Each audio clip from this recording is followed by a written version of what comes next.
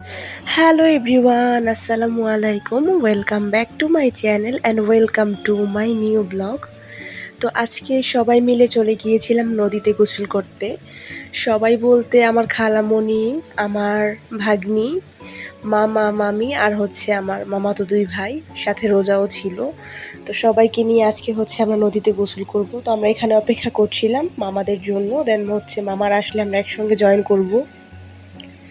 আর নদীর এই পাড়গুলো না অনেক ভালো লাগছে দেখতে।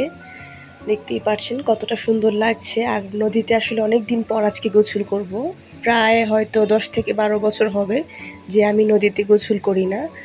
তো তাই সবাই একটু এক্সাইটেড। তো আমার প্রথমে ভয় করছিল। আমার খালামণিরা সবাই নদীতে নেমেছিল, বাট আমার কাছে না কেন যেন ভয় ভয় লাগছিল, যেহেতু আমি সাঁতার জানি না। তো আমরাই তো সবাই মিলে দেখছিলাম যে কোন পাশ দিয়ে নামা যায়।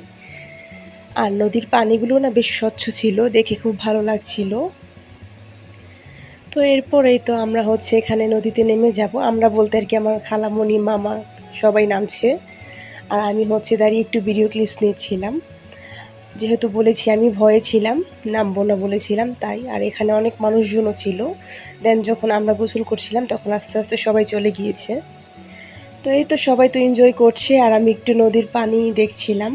দেন আমার পা একটু ভিজালাম নদীর পানিতে, বেশ ভালো লাগছিল। আর লাস্ট পর্যায়ে সবার জোরাজুরিতে আমাকেও নদীতে নামতে হয়। খালামণি আর মামা মিলে শেষ পর্যন্ত আর কি আমাকেও নামিয়েছে। বাট সব মিলিয়ে না আমরা খুব মজা করেছি, ভালো লেগেছে। বাট আমি যখন নদীতে নেমেছি তার কোনো ভিডিও ক্লিপস নেই, কারণ তখনও তো আমি গোসল করছিলাম, কে আর ভিডিও করে দেবে। বাট সব মিলিয়ে আসলে খুবই ভালো লেগেছে, এত বছর পর নদীতে গোসল করতে পেরেছি।